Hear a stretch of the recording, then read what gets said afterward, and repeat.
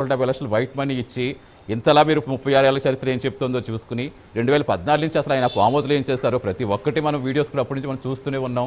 సాటి రైతులతో ఎక్కడ కూడా కూలీలు కూడా చూడరు, అక్కడ ఉన్న వాళ్ళందరితో మమేకం అయిపోయి వాళ్ళతో కలిసి ఫోన్ చేస్తూ కలిసి వ్యవసాయం చేస్తూ నాకు ఇదే ఇష్టమని ఎన్నో చెప్పిన సందర్భాలు ఉన్నాయి. సో కంటిన్యూగా ఎంత చూస్తున్నా అసలు ఏ విధంగా మరి వాళ్ళకి ఆరోపణలు చేయాలనిపించింది అనేది నిజంగా అందరికీ ఆశ్చర్యమే. ఎస్ రాజు.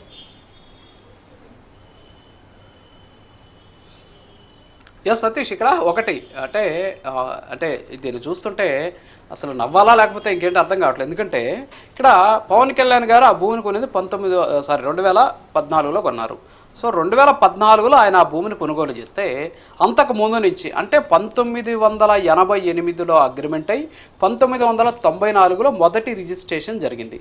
అంటే 20 సంవత్సరాల తర్వాత ఆయన ఆ భూమిని కొనుగోలు చేశాడు. అంటే ఆ భూమి పక్కా ప్రైవేటు భూమి, పక్కా పట్టా భూమి అని చెప్పి రిజిస్ట్రేషన్లు అయిన తర్వాత వాళ్ళ స్వాధీనంలో ఉన్న తర్వాత 20 ఏళ్ల తర్వాత ఆయన కొనుగోలు చేశాడు. 20 ఏళ్ల తర్వాత కొనుగోలు చేసి సిక్కం పట్టా భూములకు సంబంధించినటువంటి నిబంధనల ప్రకారమే ఆయన ఆ భూమిని ఏదైతే ఉందో ఆ భూమిని వినియోగిస్తూ ఉన్నటువంటి పరిస్థితి. ఇప్పుడు ఇలా ఆరోపిస్తున్నారు పవన్ కళ్యాణ్ అక్కడ ఏదైతే సిక్కం అక్కడ ఉన్నటువంటి ఆ భూములు ఏవైతున్నాయో ఈ భూములు చెరువు భూములు, లేకపోతే ఇది కోడి చెరువు భూమి. ఎస్, కోడి చెరువు భూమి అని మీరు నిర్ధారిస్తే పవన్ కళ్యాణ్ బాధితుడు. పవన్ కళ్యాణ్ మోసపోయాడు. ఇక్కడ నిజంగా మీరు చెప్పేది నిజమే అయితే పవన్ కళ్యాణ్ బాధితుడిగా చూపించండి, నిందితుడు ఎందుకు చూపిస్తున్నారు?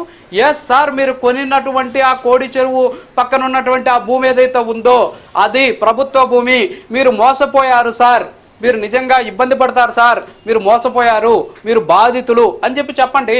అలా చెప్పకుండా ఆయన్ని నిందితుడిగా చూపించే ప్రయత్నం ఎందుకు చేస్తున్నారు? ఆయన ఏదో కుట్ర చేసేసాడని చెప్పేసి, ఆ భూములను ఏదో కబ్జా చేసేసాడని చెప్పేసి ఎందుకు చెప్తున్నారు?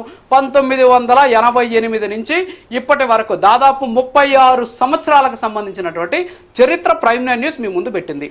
మరి మేము ముందు పెట్టినప్పుడు ఇది పక్కా పట్టా భూమి అని చెప్పేసి ప్రతి డాక్యుమెంట్లో స్పష్టమైంది.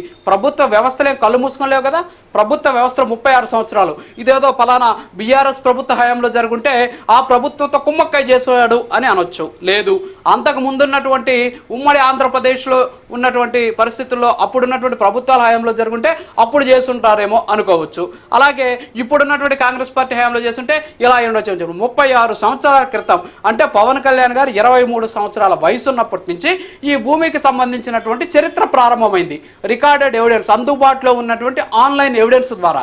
మరి 23 సంవత్సరాల వయసులో ఉన్నటువంటి ఒక వ్యక్తి, అప్పటి వరకు సినిమాలు చేయనటువంటి ఒక వ్యక్తి, తాను 20 సంవత్సరాల తర్వాత ఆ భూమిని కొట్టేయాలనే ఉద్దేశంతో 20 సంవత్సరాల ముందు నుంచే ఈ రకమైనటువంటి ఒక ఫ్యాబ్రికేటెడ్ సంబంధించి డాక్యుమెంట్లను ఫ్యాబ్రికేట్ చేస్తాడా, లేకపోతే అక్కడ ఉన్నటువంటి ఏదైతే డాక్యుమెంట్లను మార్చేస్తారా? మరి ఎలా సాధ్యం ఇది? సో నిజంగా మీరు అనుకుంటున్నట్టు అది ప్రభుత్వ భూమి అయితే పవన్ కళ్యాణ్ గారు 2 కోట్ల చిల్లర కట్టి మోసపోయారు.